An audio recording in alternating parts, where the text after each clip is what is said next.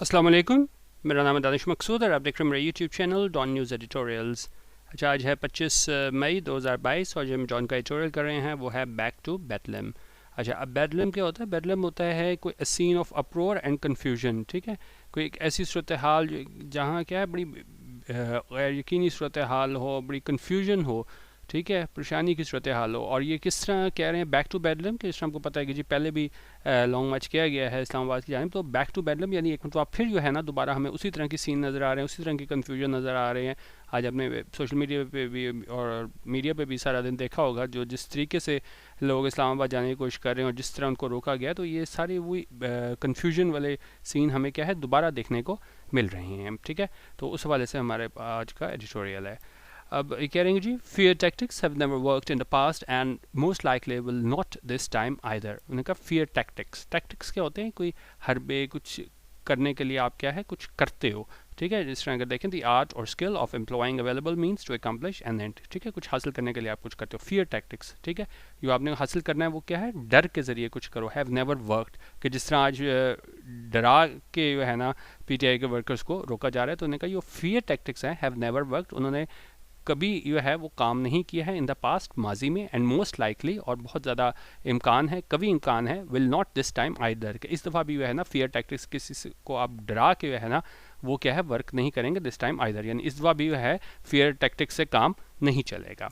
अच्छा, The government's ill-advised decision to use the state apparatus to intimidate PTI leaders and their supporters on the eve of their march to Islamabad has only worsened political tensions at a time of severely heightened volatility.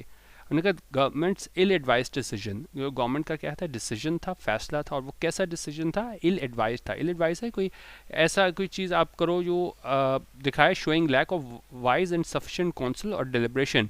कोई एक ऐसा decision बगैर सोचे समझे और बगैर कोई आप कह लेना कि जिसमें किसी किस्म की कोई वो ना हो, मतलब सोच समझ के वो फैसला ना किया गया हो ना, तो इस तरह का डिसीजन था इनका।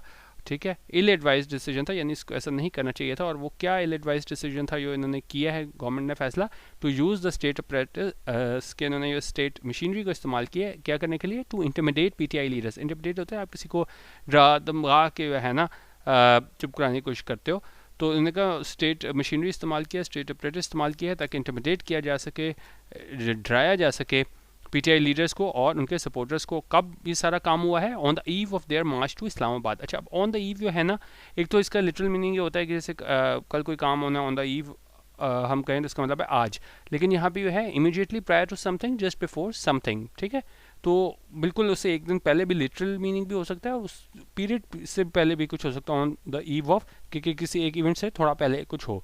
और यहाँ पे क्या बात करें कि on the eve of their March to Islamabad, कि जिस तरह ये सारा कुछ गवर्नमेंट ने फोर्स इस्तेमाल की है इन वर्कर्स के अगेंस्ट पीटीआई के ऑन द ईव ऑफ। ठीक है, जिस तरह आज सारों ने जाना था, तो कल जो गुजरा हुआ कल है वहाँ पे उन्होंने ये फोर्स सारी इस्तेमाल किया। Has only worsen political tension, इसने क्या है सिर्फ वर्सन कर दिया, ख़राब कर दिया है पॉलिटिकल टेंशन, जो सियासी है ना टेंशन थी एट अ टाइम, उस time of severely heightened volatility, कि उस टाइम पे बहुत ज़्यादा वॉलेटिलिटी थी। वॉलेटिलिटी होता है कि कोई बड़ी तेज़ी से तब्दील होते हैं हालात हो ना, अनप्रडिक्टेबल हालात हों, तो उस टाइम पे है ना इन्होंने कहा कि जी ये गवर्नमेंट का इल एडवाइज डिसीजन था, जो उन्होंने इंटिमिडेट करने की कोशिश की है पीटीआई लीडर्स और उनके सपोर्टर्स को। ठीक है, और उस टाइम वो कैसी सिचुएशन थी? हाइट एंड वॉलेटिलिटी थी, जहाँ बहुत ज़्यादा तेज़ी से जो हालात हैं वो क्या है चेंज हो रहे थे। अच्छा, I'm getting ji, it is unclear why the PMLN feels unleashing violence will help it regain ground over the resurgent PTI. उन्हें कई बड़ी बात बड़ी अनक्लियर है, वाजे नहीं है कि क्यों PMLN जो है ना वो ये बात फील करती है, महसूस करती है अनलीशिंग वायलेंस के, वो क्या है अनलीश कर देंगे, बहुत ज़्यादा जो है ना तशद्दुद कार्रवाइयों में मुलविस होंगे, विल हेल्प, उनको मदद करेगा इन्हें क्या करने के लिए? रीगेन ग्राउंड, के दोबारा जो है ना वो ग्राउंड को रिगेन कर सकेंगे, यानी कि दोबारा जो है ना वो अपनी पोजीशन मुस्तहकम बना सकेंगे किस के ऊपर? Over the resurgent PTI. Resurgent होता है कोई चीज़ जो है ना दोबारा रिवाइव हो रही हो, जिस तरह after a period of little activity. ठीक है, पॉपुलैरिटी और अक्रेंस। तो रिसर्जेंट पीटीआई इस तरह है क्योंकि देखें पीटीआई जो है ना काफ़ी ज़्यादा मुश्किलात का शिकार थे जब ये लोग एंड में थे, तकरीबन 3-3.5 साल बाद, तो उस टाइम इनका पॉपुलैरिटी का ग्राफ गिर रहा था। लेकिन जब से ये बोर्ड ऑफ नो कॉन्फिडेंस कामयाब हुआ, तो उसके बाद एकदम से जो है ना ये बहुत ज़्यादा लोग जो है ना इनकी तरफ हो गए हैं। तो ये कह रहे हैं कि जी ये वाज़ेह नहीं है कि क्यों पीएमएल ने फील किया कि वो उनके ख़िलाफ़ है ना वायलेंस इस्तेमाल करें, और वो वायलेंस ये इस्तेमाल करेंगे उनको मदद करेगा ग्राउंड रिगेन करने में।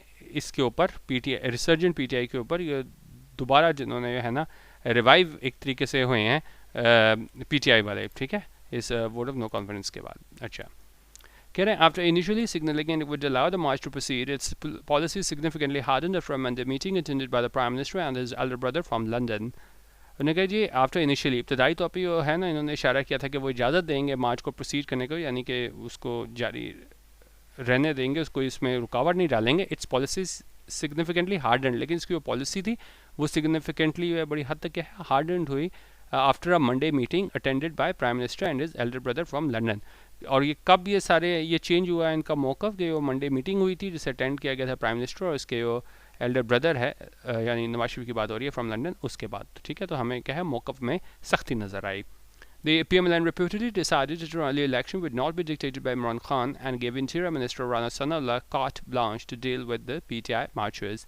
उन्होंने कहा ये PMLN था रिपोर्टली डिसाइडेड, उन्होंने ये डिसाइड किया, फैसला किया कि अर्ली इलेक्शन है ना would not be dictated bye Imran Khan. उन्होंने कहा ये उसके तौर पे इमरान खान के तौर पे नहीं डिक्टेट किया जाएगा कि भाई कब इमरान खान कहेगा तो तब इलेक्शन होंगे, एंड गेव इंटीरियर मिनिस्ट्री। तो उन्होंने कहा जी ये इख्तियार इमरान खान को नहीं होना चाहिए कि वो डिसाइड करे कि कब इलेक्शन होने हैं, वो डिक्टेट नहीं कर सकता, और दे दिया गेव क्या दिया interior minister Rana Sanaullah cart blanch. उन्होंने इंटीरियर मिनिस्टर राना सनाउल्लाह को कार्ट ब्लांच दे दिया। कार्ट ब्लांच क्या होता है कि आप किसी को कंप्लीट फ्रीडम दे दो कुछ देने को, भाई आप जैसे मर्जी अपनी पावर इस्तेमाल करो। तो उन्होंने इंटीरियर मिनिस्टर राना सनाउल्लाह को कार्ट ब्लांच दे दिया। क्यों दिया? To deal with the PTI marches, के जो भी पीटीआई मार्चेस हैं इस्लामाबाद की तरफ जा रहे हैं तो उसको किस तरह डील करना है, तो उन्होंने उसको मुकम्मल जवाबदीदी इख्तियार दे दिए, कार्ट ब्लांच दे दिया राना सनाउल्लाह को। अच्छा, अब जब इसको इख्तियार दे दिया तो इसने क्या किया?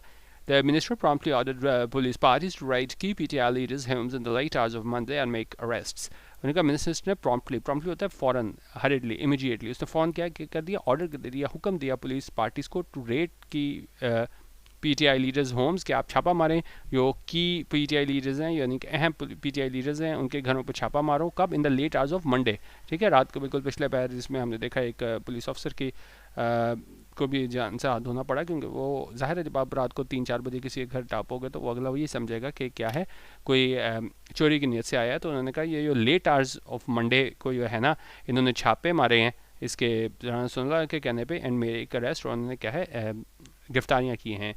और उसके बाद आपने देखा होगा कि बहुत ज़्यादा ये वीडियोस और पिक्चर्स है ना इन सारे जो छापों की है ना वो हमें सोशल मीडिया पे नज़र आई, जिस तरह कह रहे हैं जी videos and pictures of the police action were uploaded to social media and widening widespread anger and condemnation.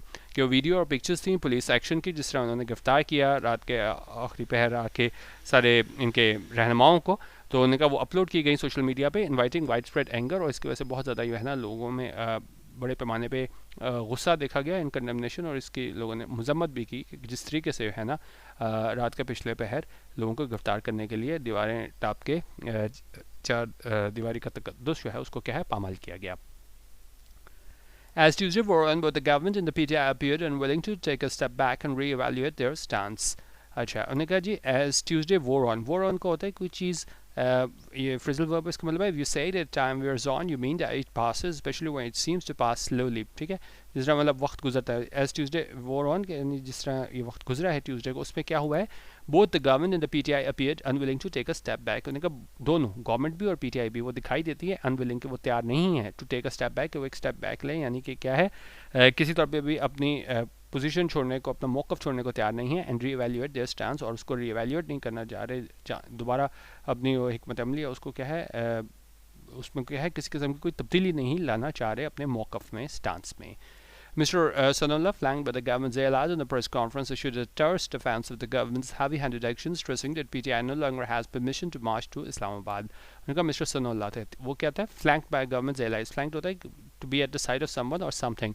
तो एक ये राना सनोल्ला था, उसके साथ क्या है गवर्नमेंट के allies इत्तेहादी थे प्रेस कॉन्फ्रेंस में, उन्होंने क्या किया, इशू किया, जारी किया terse defense। terse defense होता है कि एक चीज़ आप बयान करो बड़े थोड़े वर्ड्स में, ठीक है, और शॉर्ट मतलब ज़्यादा तफसील से बस एक क्या है आप थोड़े वर्ड इसमें कुछ बयान करो, तो उन्होंने उसमें अपना ये डिफेंस दिया गवर्नमेंट के हैवी हैंडेड एक्शंस का। हैवी हैंडेड होता है कि जब आप कोई काम जो है ना बड़ा धौंस से आप करो ना, तो ये हैवी एंडेड एक्शंस थे, उसका इन्होंने बड़े आप कह लें कम अल्फाज में है ना उसको डिफेंस किया उस प्रेस कॉन्फ्रेंस में, stressing that the PTI no longer has permission to march to Islamabad, और इस बात पर जोर दिया कि पीटीआई के पास कोई परमिशन नहीं है, इजाज़त नहीं है कि वो क्या है इस्लामाबाद की जानिब मार्च कर सकें. The denial of PTI's right to protect was premised by the Interior Minister on clashes that took place between protesters and the police during the 2015 Dharna, as well as some PTI leaders' boisterous warnings that there would be a bloody march this time around. अच्छा, अब ये denial था, ये इनकार किया गया PTI के right के हवाले से कि प्रोटेस्ट कर एहतजाज करने के राइट के हवाले से, वो was premised by the prime minister. Premised होता है किसी चीज़ को आप बेस बनाओ, तो किस चीज़ पे इंटीरियर मिनिस्टर था उसने बेस बनाया कि भाई क्यों हम रोक रहे हैं ये पीटीआई ये एहतजाज कर रहे हैं. उस पर उन्होंने कहा कि ये उन्होंने कहा कि जो क्लैशेज हैं ना ये हुए थे प्रोटेस्टर और पुलिस के दरमियान, कब, ये 2014 के धरने में. और साथ ही साथ उन्होंने कहा कि पीटीआई के कुछ लीडर्स हैं उनके क्या बॉस्ट्रस वार्निंग्स दे रहे हैं. ठीक है, बॉस्ट्रस होता है बड़े rough and noisy clamorous unrestrained, बड़ी अनरिस्ट्रेंड जो वार्निंग्स दे रहे हैं that there would be a bloody march this time around, के बड़ा क्या है खूनी मार्च होगा इस दफ़ा. तो इस चीज़ पे है ना इसने अपना बेस बनाया राना सुनल्ला ने कि भाई हम इस वजह से इजाज़त नहीं दे रहे जिस तरीके से अनरिस्ट्रेंड जो है ना पीटीआई के लीडर्स जो हैं वो वार्निंग्स दे रहे हैं. ठीक है, अच्छा. Simultaneously, while addressing his own press conference, Mr. Khan was inviting the judiciary and establishment to step in and ensure an early election before the situation worsened any further. Simultaneously क्या होता है कि दो चीज़ें एक साथ हो रही हों. ठीक है, तो simultaneously while addressing his own press conference के साथ उन्होंने एड्रेस किया, खिताब किया अपनी प्रेस कॉन्फ्रेंस में, mister Khan was inviting the judiciary. Mister Khan क्या है वो इन्वाइट कर रहे थे जुडिशरी को और इस्टेब्लिशमेंट को टू स्टेप इन, कि वो कदम बढ़ाएं इस सारे सिलसिले में, एंड इंश्योर और यकीनी बनाएं एन अर्ली इलेक्शन, कि अर्ली इलेक्शन को यकीनी बनाएं before the situation Versant any further, इससे पहले कि सिचुएशन मजीद क्या है ना वो मजीद ख़राब हो जाए. He also remained adamant about heading to Islamabad today, और वो क्या रहे adamant होता है कुछ चीज़ मैं करके रहूँगा, आप कौन है भी ऐसा ही करना है, तो बिल्कुल adamant रहे कि जी मैं जाना है इस्लामाबाद आज. He urged his supporters not to be intimidated by the government's tactics, asking how many people the police could realistically arrest. अच्छा, उन्होंने अर्ज किया, जोर दिया अपने सपोर्टर्स को कि जी वो इंटिमिडेट ना हो, उससे ज़्यादा क्या है खौफ ना खाएं ये गवर्नमेंट के टैक्टिक्स से, इनके हरबों से. और उन्होंने पूछा कि उन्होंने कहा कि जी कितने लोग जो है ना पुलिस को रियलिस्टिकली अरेस्ट, कि कितने लोग जो है ना वो पुलिस अरेस्ट कर सकती है रियलिस्टिकली ये है क्योंकि ज़ाहिर है हमारे अगर वैसे भी हैं वो जेलों की तादाद बड़ी थोड़ी है, तो उन्होंने कहा कि जी हकीकी मानों में है ना वो कितने अरेस्ट कर लेगी पुलिस, ऐसा इमरान खान ने कहा. और बेसिकली उनका पैगाम यही था अपने सपोर्टर्स को कि जी आपने क्या है इंटिमिडेट नहीं होना. अच्छा, अब कहेंगे जी this is exactly the situation observers fear the country was headed towards as the tussle for power between the government and the PTI grew increasingly bitter.